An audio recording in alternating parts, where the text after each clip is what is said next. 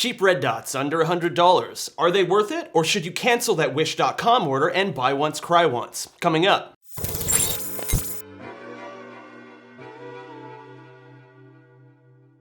What is up, guys? My name is John with PewPewTactical.com, your definitive source for gun reviews, gear guides, and all things that go bang. If you've been with us for a while, you've probably noticed that we have spent a considerable amount of time reviewing high-end optics from manufacturers like Aimpoint, EOTech, etc. But understandably, most folks aren't ready to drop that kind of cash right off the bat if they're new to the world of shooting. Predictably, there are a ton of lower-cost red dots on the market seeking to corner the entry-level demographic. But these options don't often get attention or the kind of stress testing we'd apply to their Gucci counterparts.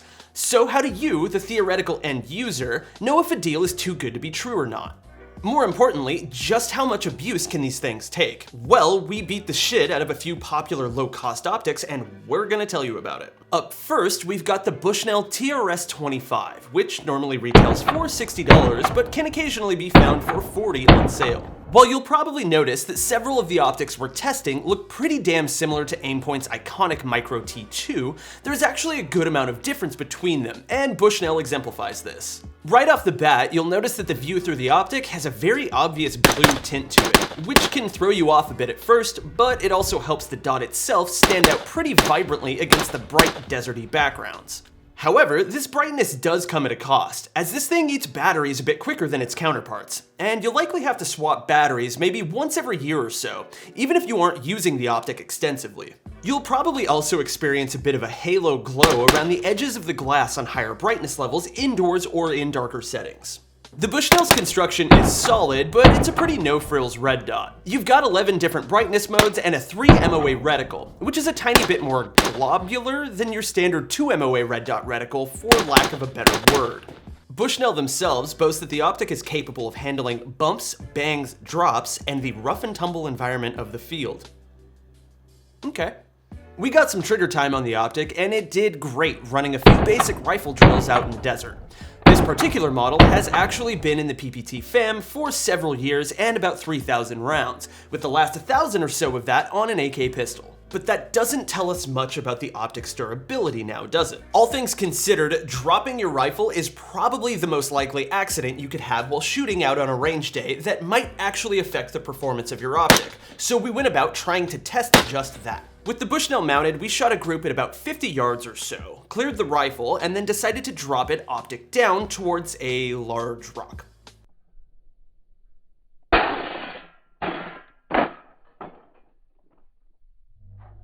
Perhaps not the most scientific of trials, but we mainly wanted to see if the optic would hold its previously established zero after a little bit of abuse. Unfortunately, the Bushnell took a direct hit to the elevation adjustment turret, without the caps screwed on. The turret itself got knocked off of its axis, and this obviously threw the zero way off.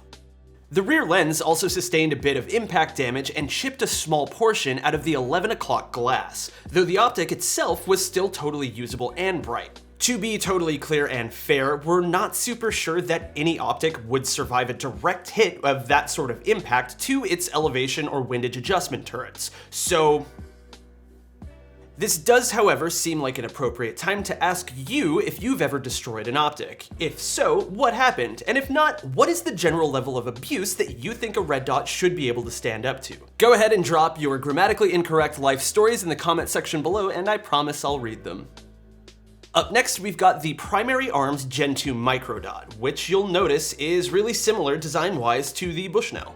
We quite like Primary Arms and have handled a good amount of their optics before, so it's no surprise that the Micro Dot worked well in the bright-ass desert sun and held a tight zero despite its $89 or so price tag. Battery life-wise, this optic advertises about 1,000 hours on medium brightness settings, and it's definitely outlasted the average battery life of our Bushnell. Again, no frills and nothing fancy here. The optic works great and features a 2 MOA dot and 11 levels of brightness, although the lens isn't tinted like the Bushnell and it isn't quite as easy to pick up quickly in bright outdoor conditions. That being said, the dot is a bit more crisp and doesn't flare around the edges as much as the Bushnell does.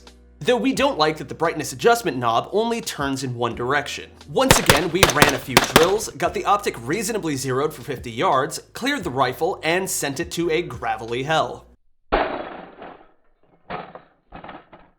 This time around, we wanted to be sure that the turrets being exposed wasn't going to be an influencing factor in how much damage the optic sustained, so we were sure to screw them back on after our zeroing sesh. However, once more, the optic landed directly on the elevation adjustment turret, which, even with the protective cap installed, smashed it down into the body of the optic itself and ruined our previously established zero.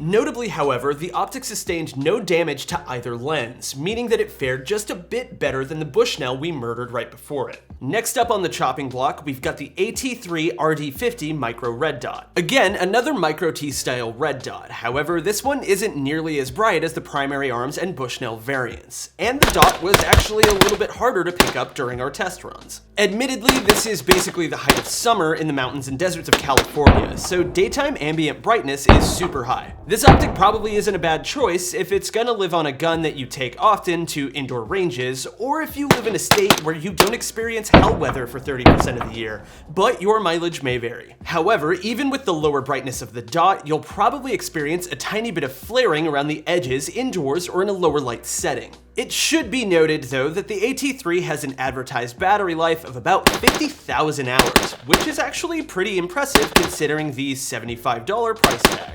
By this point, you should know the drill. We zeroed the gun and shot a 50-yard group with the AT3, cleared the gun, and then went about our grim deed. This time around, the optic landed directly on the battery cap itself, which we were worried might just turn the sight off permanently. However, it lived, and beyond that, the zero remained consistent and we shot a group similar to our pre-drop group. While we aren't huge fans of the sort of dim reticle and the stiff brightness adjustment knob, the AT3 does win points for surviving that drop and managing to stay on target. Lastly, we've got the cheapest of the bunch, the Dagger Defense DDHB Reflex Sight. Coming in at just $40, this guy's certainly in get what you pay for territory. The lenses are shiny as hell and have a bit of a ghosting problem, though you can switch from red to green and between multiple reticles if you find that necessary for whatever reason. The optics seem to work well enough for a few test drills, but the combo of the darker glass, dim reticle, and ghosting issue definitely doesn't help much with your target acquisition speed if you're concerned with that. Going into this, I was going to be very surprised if this thing managed to survive that drop pretty much no matter where the impact occurred. Again, it's a $40 red dot. However, lo and behold, I'm just fucking with you, the front lens exploded immediately. $40 red dot. However, the optic did stay on, although its zero was completely off the paper. Points for surviving that fall, at least somewhat intact, but this is about what we expected. Even if that zero was still there, the spiderwebbing of the optic's front glass only enhanced the ghosting of the reticle and turned it into something that more closely resembled a kaleidoscope than a gun sight. It's also worth noting that almost all of these optics are mounted on risers, which in theory could affect the zero of the optic even if the optic itself didn't lose zero. We debated taking the risers off to get a more accurate sense of what the optic is capable of sustaining, but the very low profile of microdots means that you're almost definitely going to have it mounted on a riser if you're running an AR-15. For the money, we've found that the UTG Slim risers are the best bang for the buck and allow you to 1/3 witness with your irons if you care about that. That being said, a situation in which you drop your rifle completely top down is probably not super likely to happen in the field, so maybe that's not a really fair metric to judge an optic's durability through.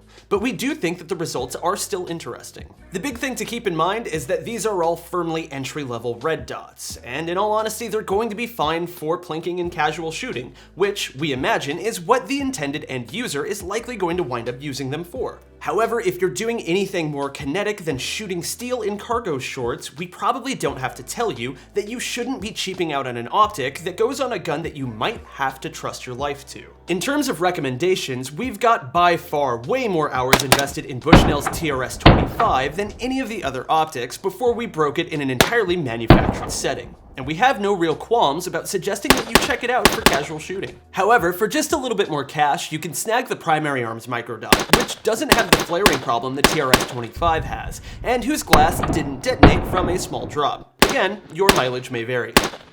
Alright guys, that's gonna do it for us today. Thank you so much for watching. You can check the description below for a link to our best of the best red dots article if you found yourself dissuaded at all by this video. But if you enjoyed watching us destroy stuff, go ahead and hit that subscribe button as we've got lots more senseless violence on the way. Once again, my name is John with Pew Pew Tactical, and we will see you next time. Dropping your rifle is probably the most likely oopsie you could have while shooting at a range day. God damn it.